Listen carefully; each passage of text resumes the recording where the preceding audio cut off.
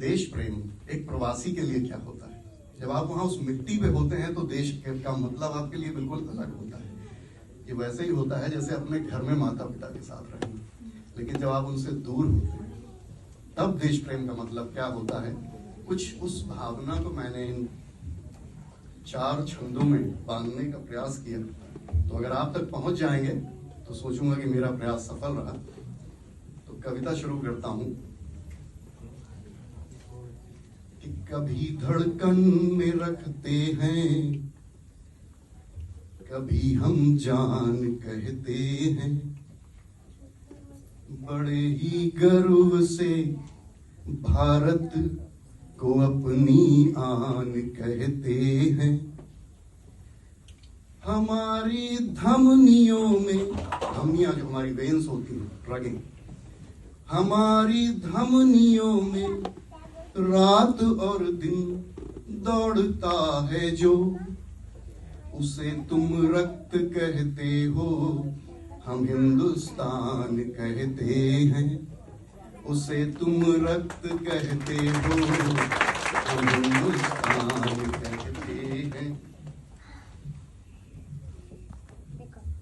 और जैसा कि अभी कहा गया कि हमारे देश जो है वो पूरी दुनिया को शांति का संदेश हमेशा देता रहा है, तो वहां से कुछ भाव जोड़े हैं कि अमन का पाठ जिस मिट्टी ने दुनिया को सिखाया है, जहां वीरों ने, हमें अमन पसंद है तो इसका मतलब नहीं कि हम हमेशा सर झुका के ही जीते हैं, कि अमन का पाठ जिस मिट्टी ने दुनिया को सिखाया है, जहां वीरों ने अपनी आन में सर भी कटाया है।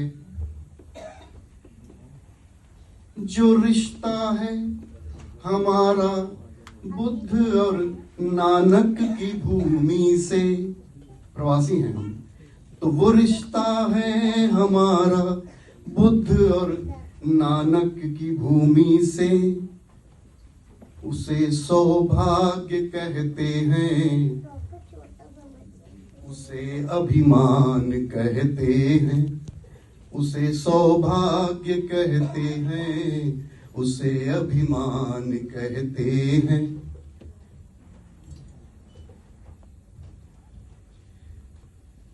और फिर अपनी देश की जो संस्कृति है उससे हम कैसे जुड़ते हैं कि हम उस देवों की पावन भूमि भारत के प्रवासी हैं, जहां है कृष्ण की मथुरा, जहां शंकर की काशी है, जहां गूंजी थी गीता और वेदों का हुआ उद्गम, उसी अध्यात्म की जननी को हम पहचान कहते हैं, उसी अध्यात्म की जननी को हम पहचान कहते हैं।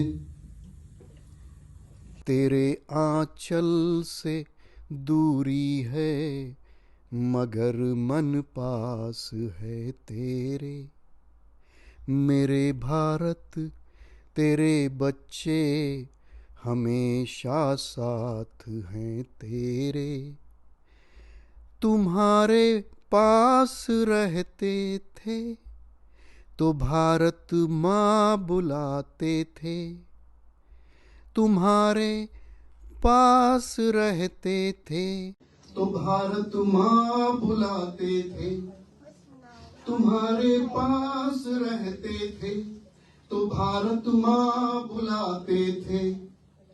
हुए हैं दूर जब से हम तुम्हें भगवान कहते हैं, हुए हैं दूर जब से हम तुम्हें भगवान कहते हैं।